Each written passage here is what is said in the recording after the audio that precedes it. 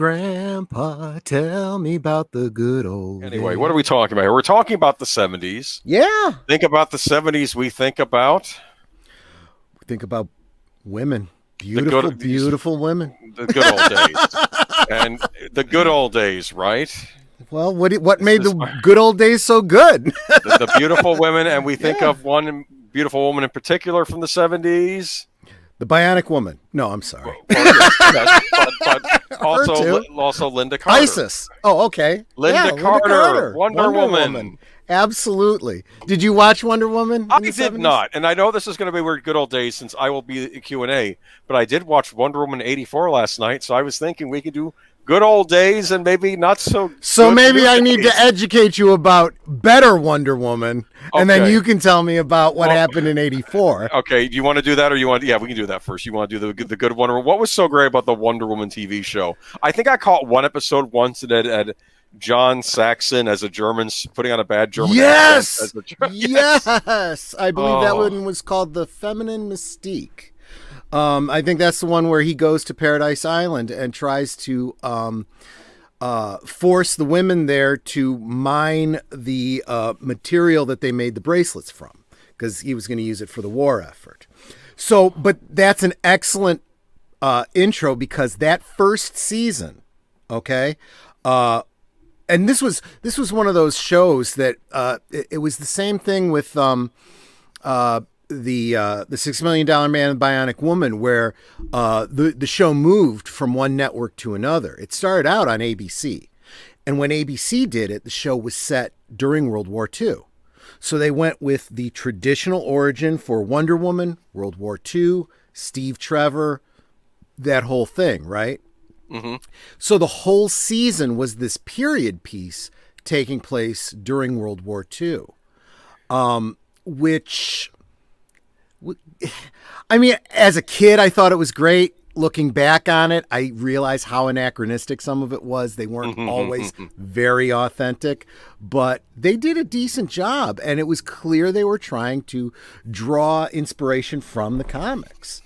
But boy, yeah, that was a great show, and even the style of her costume, very much the kind of costume she wore in the comics. When it moved over to NBC the following season, for the following two seasons, I should say. Interesting. So Twitch channels, networks. Okay. Exactly. They decided that what they wanted to do was, well, they didn't want to keep, doing, trying to find old cars and, the uniforms and, all these stories set in World War II. It was just a lot easier to update her. So what they did was they did a time jump, and they said that she left and came back, after a generation. She comes back in the 70s, so it was contemporary. And instead of being, the secretary to, the general or whatever, now she's working for the IADC, a spy organization for the U.S. government. Still with Lyle Wagner as what's his name? Steve Trevor? Steve Trevor, but Steve Trevor Jr. He's like the son or the grandson, Funny, and, okay. And that's how they and she's like, wow, you look so much like him. And, it's a little tongue in cheek because it's the same actor. Everybody gets the gag. Right, yeah. And they were able to continue on from there. What they didn't do, which would have made it awkward, was there was no romance between them. There was a flirtation at a romance in World War II, but then, this is the grandson. So that never actually comes up.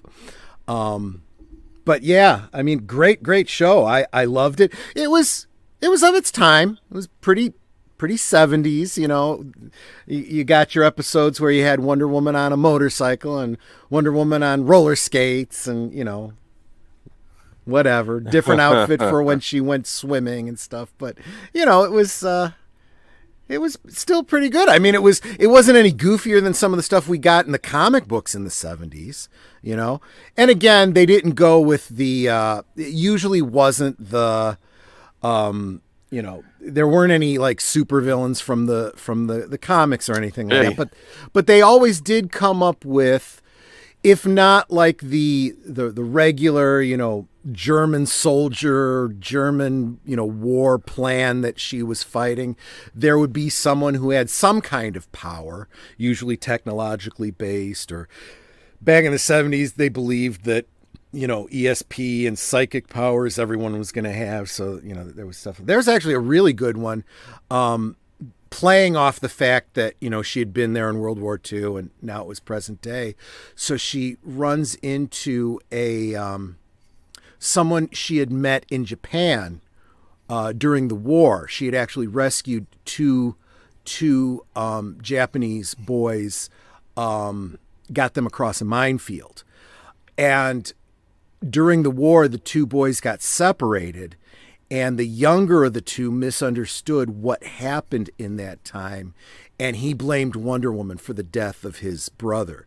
He said she was an agent of the United States. She was the enemy. She killed my brother. I want revenge. Exactly. And so he's working with scientists to develop his psychokinetic abilities, and he's trying to force her to walk across a minefield. And she's her will against his will, and just when she's just about to step on the mine, she's able to get the machine to freak out, and she comes and she explains to him, look, it's not what you think. I didn't kill your brother.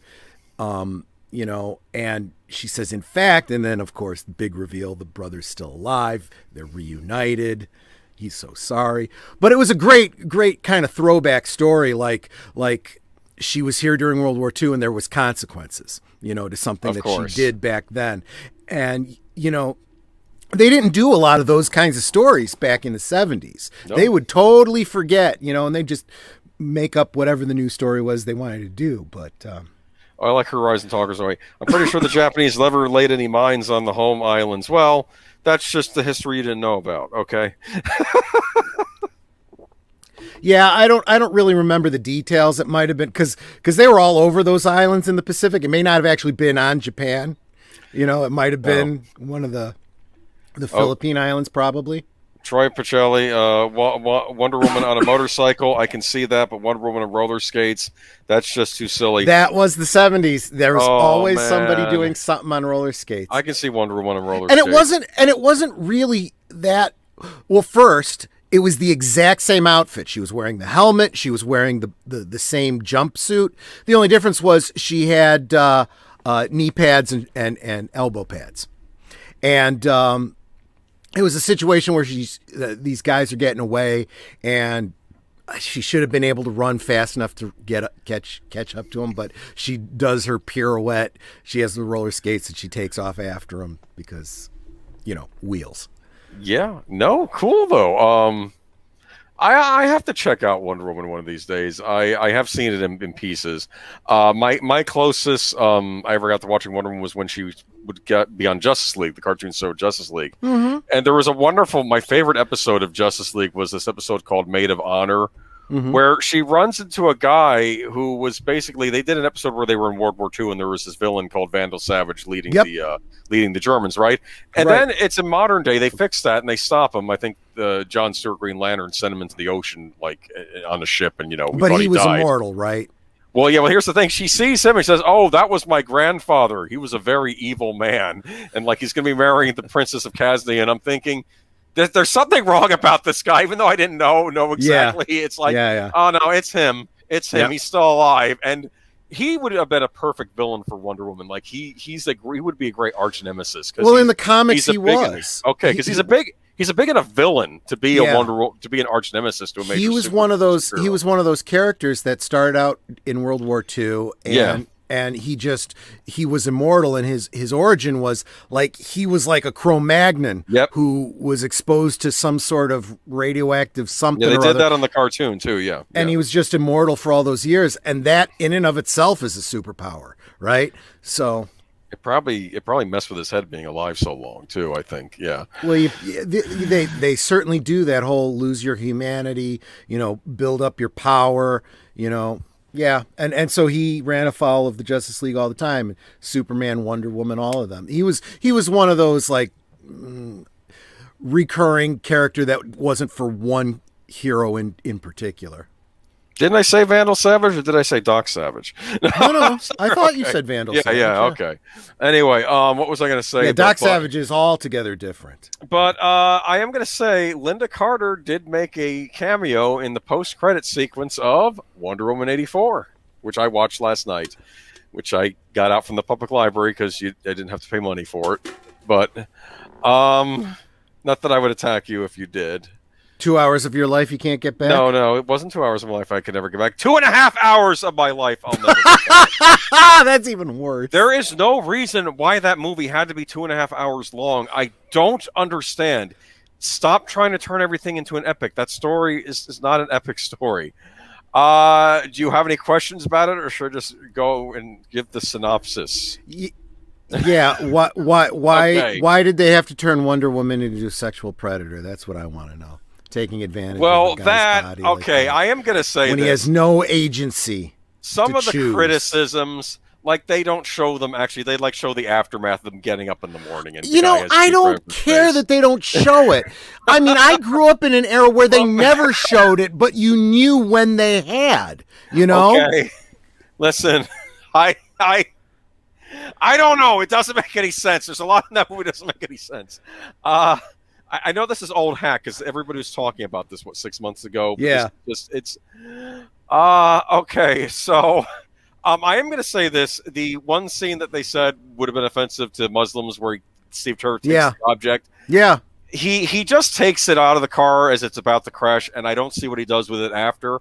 I'm not saying that there wasn't offensive, perhaps in a previous cut that aired. So it's possible there was something in there before. I don't know because I'm watching the Blu-ray that came out since then. Right. So it's possible there. And could you have know been how something Disney is; they oftentimes change things. Oh yeah. So maybe they heard and they said we got to change this up. Just have them grab it. Maybe. So I don't know what Steve Trevor did. Maybe he was doing it because he knew it was a sacred symbol. He didn't want to crash the car. I don't know why he was. I don't know. But they Kamran Pasha said they never even had to have that thing there. They never should have even touched. They didn't. They shouldn't have gone there. Yeah.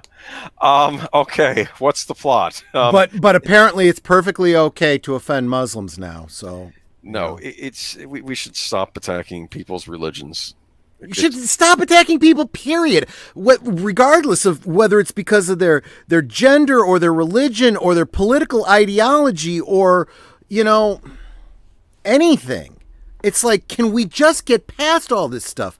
We live in an era where people seem to want to make sure that we point out the differences and we continue to keep the hate alive. Yes, and this is a Warner Brothers movie. If I said Disney, I don't know. I'm good point. Okay. Good Warner point. Brothers movie, not Disney. Warner is its own animal. Yeah, Disney's got their own problems.